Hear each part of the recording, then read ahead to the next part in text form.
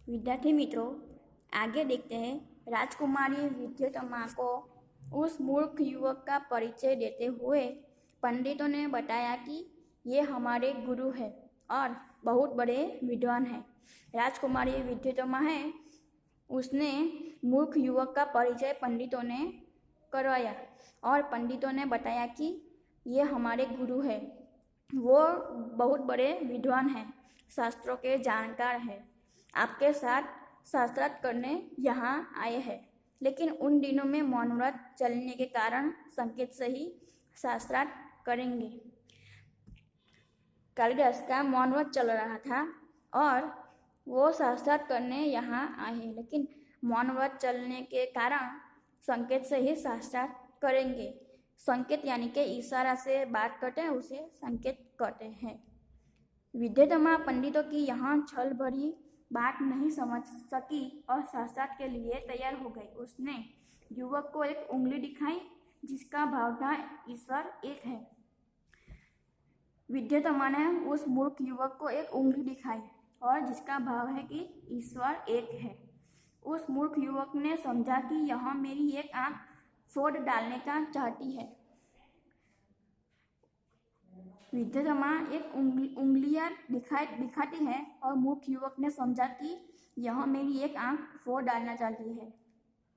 उसने दो उंगलियां दिखाते हुए उसकी दोनों आंखें फोड़ डालने का संकेत किया। विद्युतमा दूसरी बार दो उंगलियां दिखाती है और मूर्ख युवक ने समझा कि ये मेरी दोनों आंखें फोड़ डालने का संकेत करती है। पंडितों ने इस संकेत का अर्थ विद्युतमा को समझाते हुए कहा। दो उंगलियां बताती हैं विद्युतमा, तो पंडितों ने इस संकेत का अर्थ विद्युतमा को समझाते हैं कि आपके प्रश्न के उत्तर में हमारे गुरुजी का कहना है कि ईश्वर और जीव दो है। इस बार राजकुमारी विद्युतमा ने 5 उंगलियां दिखाकर पांचों तत्वों का संकेत किया और दूसरी बार राजकुमारी विद्युतमा है वो उसने 5 उंगलियां दिखाई और 5 तत्वों का संकेत करती है। उस मूर्ख ने समझा कि वह मेरे मुंह पर तमाचा मारने का संकेत कर रही है। मूर्ख युवक समझते हैं कि वो विद्युतमा है, वो मुझे मुंह पर तमाचा मारने का संकेत कर रही है। उसने मुट्ठी बांधकर तमाचे का जवाब गुस्से से देने का संकेत किया। पंडितों ने इस बार भी विद्युतमा को इस संकेत का अर्थ बताते हुए कहा, आपने 5 उंगलियों से 5 तत्वों का संकेत किया था, लेकिन हमारे गुरुजी का कहना है कि 5 तत्वों के मिलने से ही सृष्टि का निर्माण होता है, अलग अलग रहने में नहीं। इस तरह उपरोक्त शास्त्रार्थ में विद्युतमा ने उस मूर्ख युवक से अपनी हार मान ली और दोनों का विवाह धूमधाम से पंडितों ने करवा दिया। इस तरह उपरोक्त शास्त्रार्थ में विद्युतमा ने मूर्ख युवक से अपनी हार मान लेती है विद्युतमा और दोनों का विवाह धूमधाम से पंडितों ने करवा दिया। एक दिन की बात है कि ऊँट की बोली सुनकर वह मूर्ख युवक है और अपना मन व्रत भूलकर यकायक बोल बैठा कि उत्र उत्र। एक दिन की बात है कि कालिदास है वो उसका मौन व्रत भूलकर यकायक यानी कि सहसा बोल बैठा है कि उत्र उत्र।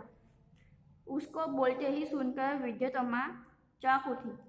कालिदास बोलता है कि उत्र उत्र, ये बोलकर सुनकर विद्युतमा चौंक उठती है।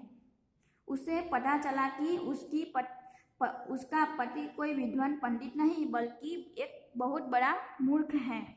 पंडितों ने छल भरी बातों का अर्थ अब इसकी समझ में आ गया। विद्युतमा को बहुत मानसिक दुख पहुंचा और उसने अपने महल में कालिदास के प्रवेश पर रोक लगा दी और द्वार बंद कर लिए। कठोर उपासना से उसे माँ काली का वरदान प्राप्त हुआ और उसे कालिका दास होने के कारण कालिदास नाम प्राप्त हुआ। शीघ्र की कालिदास की सारी विधाओं को सीखकर प्रवीण हो गए। राजनीति, धर्मशास्त्र और साहित्य का अच्छा ज्ञान प्राप्त कर वह फिर से विद्युतमा के पास लौटे। कालिदास है जो राजनीति, धर्मशास्त्र और साहित्य का अच्छा ज्ञान प्राप्त करता है और फिर से विद्युतमा के पास लौटता है।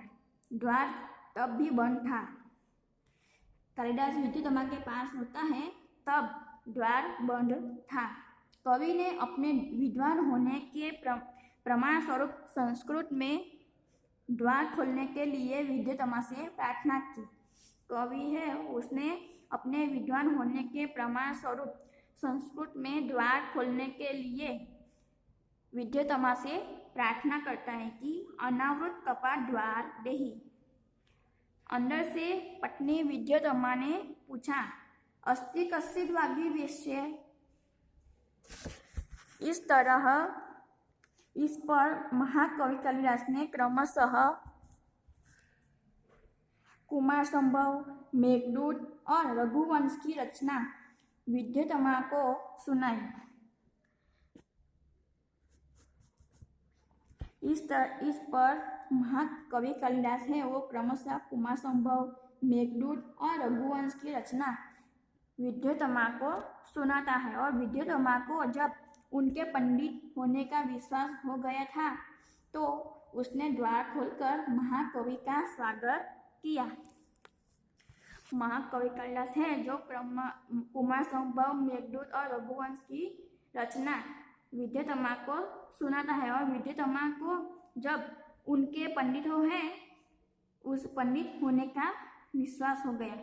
विद्युतमा ने कालिदास को पंडित होने का विश्वास हो गया कि ये पंडित है, इसलिए उसने द्वार खोलकर महाकवि का स्वागत किया। विद्यार्थी मित्रों, आगे का अभ्यास अगले वीडियो में देखेंगे।